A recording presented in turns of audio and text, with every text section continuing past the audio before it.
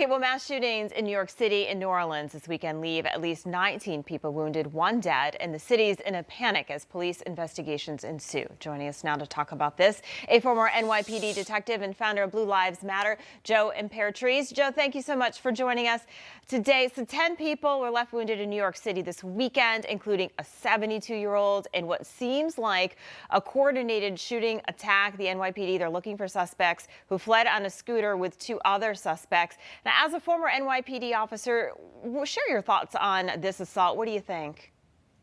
It's got to go back to the Mayor Giuliani days of zero tolerance. We have to allow officers to go out there and do their jobs. I'm thinking we should bring back stop, question, and possibly frisk, because instead of wondering and worrying about people being offended because they were stopped, it saved lives, especially when officers did it correctly and properly. There's no accountability. We're seeing in old Democratic states from the East to West Coast, perpetrators feel that they could go out there and do whatever they want because they know that they're probably not going to be stopped by an officer. And that's a problem. We need to have a sense of fear and respect. And then we're going to see that crime go down and people stop carrying guns as brazenly as they are.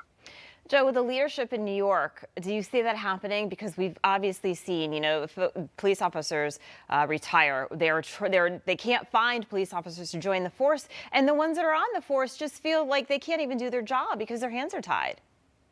Until there's leadership across this nation where officers feel that their executives have their back, nothing is going to change. Officers have to know that when they go out there and wholeheartedly, for the best of their ability, go out there to help people, and then not be afraid that when they stop someone, they're going to end up on the paper the next day.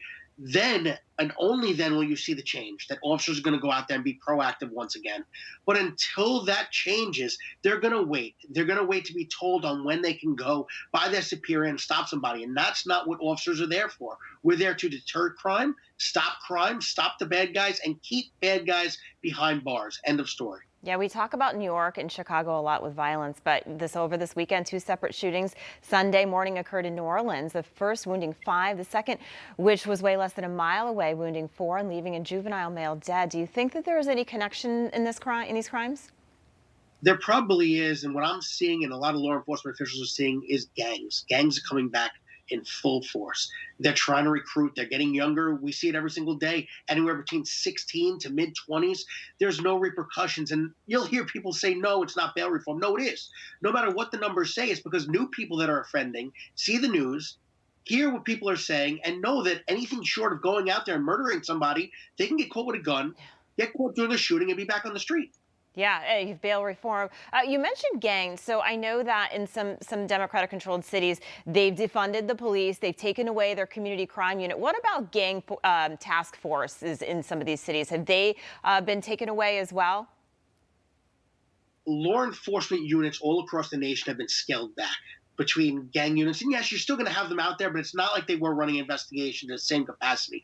Narcotics, they're not going out there and doing buy and bust like they were. Conditions units, the ones that went out there and stopped the small stuff that eventually deterred the larger stuff from happening. You hear all this nonsense about violence interrupters and civilians going out there and going into the community. That does not work. The only thing that works is old school policing, putting officers out there, highly visible, on foot posts, in plain clothes, in uniform, an all-out tactical plan to get bad guys off the street. We need to go back to old school policing. Yes, technology is great, but until officers are out there on the ground putting handcuffs on people, taking these individuals off the street, these violent individuals, nothing's going to change. But when we get there, you're going to see a huge change. Yeah, well, I think a lot of folks are hoping that. I'll go back to New Orleans. They've recorded more than 250 shootings and more than 100 homicides already this year. In 2020, New Orleans police investigated 195 homicides, which is a 63% increase from 2019. So we just talked about this, the defund the police movement. Do you think that that is the main cause for the increase in crime we're seeing, not only in New Orleans, but in cities across the country? Yes, that is a big part of it, but one main common denominator is the lack of support by politicians all across this nation for officers. When individuals watch the news and they hear their governor or their mayor or elected official bashing the cops, saying cops are bad, saying that another officer is getting indicted for going out there and doing their job, this is what you're going to have. You're going to have brazen individuals that feel that they have the politicians on their side. And it should be the other way around. Officers should feel confident that when they go out there, put on their uniform, buckle up their gun belt, and hit the streets, that their elected officials are going to be on their side when they take the bad guy off the street. And if it does go haywire, they know that they're going to have caution thrown their way and have someone support them. Yes, officers have to be respectful. Yeah. Officers have to go out there and respect the public, but allow them to do their job. Yeah, and I think what a lot of times, people don't talk about is the fact that these men and women go out, they leave their house, they say goodbye to their family, and they're risking their lives, and they don't know if they're going to come home. And unfortunately, we continue to hear about, police shootings of police officers, but that doesn't get reported in the news. All right. Thank you, Joe, so much for coming on our show. We really appreciate it. Thank you so much. Hey, I'm Rob Finnerty. Thanks for watching. If you enjoyed this video, please join the conversation in the comments below. Don't forget to subscribe, too. Hit the bell icon to be alerted to breaking news. And remember, there's a whole lot more on Newsmax TV, America's fastest growing cable news network. Newsmax TV, we're real news for real people.